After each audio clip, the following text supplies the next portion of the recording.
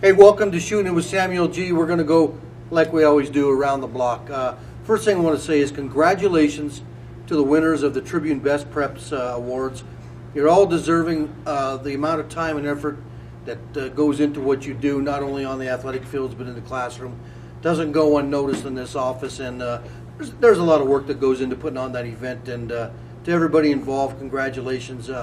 We've done 3 of them now, I think, and they've all been wonderful. And it really recognizes the young kids, and if without them, we don't have jobs of things to write about. So congratulations to all you, especially to Mick Holmes, who receives our Matt Schumann Award, the first one ever. And I can't think of a better person for that. Mick, you know how everybody kind of feels about you around here. You've been a big part of what we do, and you've been accessible. You've been a great guy, and I just hope someday that there's more people like you that care more about helping others than yourself. And Mick, what a great recipient of such an award, named after a friend of mine whose life went way too young. But great situation, great event, and congrats to everybody. Now let's go up on the hill to my friends at the University of Northern Colorado. It's been a very tumultuous spring, and I guess the whole situation that was engulfed by this tumultuous spring, or maybe overshadowed everything, is the firing of B.J. Hill and the hiring of a new basketball coach, and new assistants coming on board and signing new players, and of course the shadow that we still don't know what the NCAA violations were with B.J. Hill. But we're not going to back off. I hope UNC realizes that.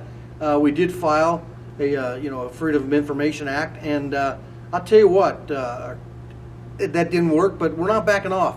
I still feel like they need to at least come out and say what the violations were. Everybody can move on, because there's still a lot of talk about, I wonder what he did wrong. Well, he obviously did something wrong, and that tumultuous spring is now behind us, and everybody's willing to move on from that standpoint, but it's still a topic of discussion.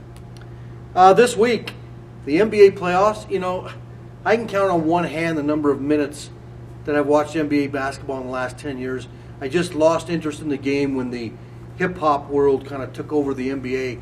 But I'll tell you what, I have watched some of the playoff games, and I'm kind of in awe of some strategy of the games, and I am really into this Golden State and Oklahoma City Western Conference semifinal. And, of course, the final game of that 7-game series goes Monday night. So it gives you something to do on a Monday night, Memorial Day. And it's kind of strange that I find myself showing such an interest in it.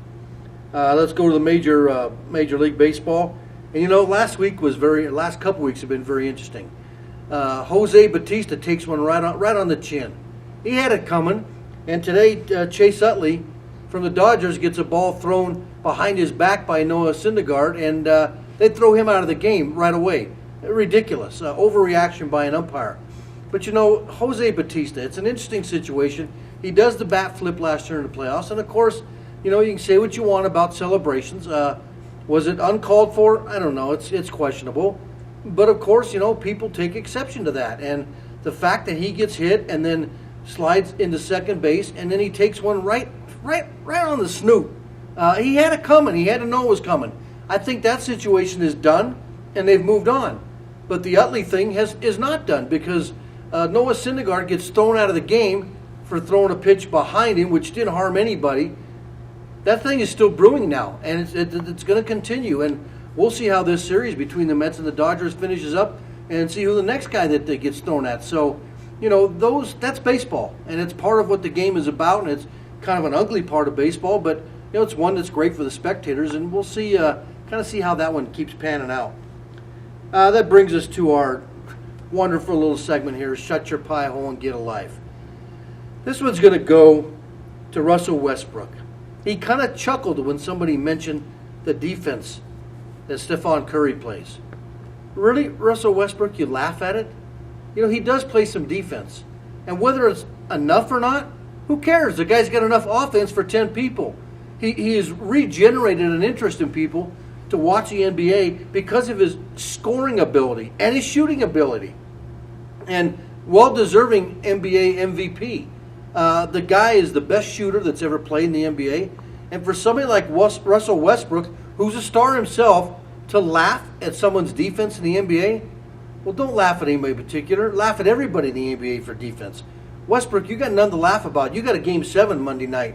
And I'll tell you what, somebody's going to get the last laugh. And you don't put yourself in that position. So I really feel like this week, along with all the others we've had recently, and of course, if I was on Facebook, I'd know I could name Sarah Mondragon for shutting your pie hole and moving on every single week, but that's not worth our time or anybody else's. That ship has already sailed. So Russell Westbrook, shut your pie hole, get a life, okay? And Angelina, how about some antipasta?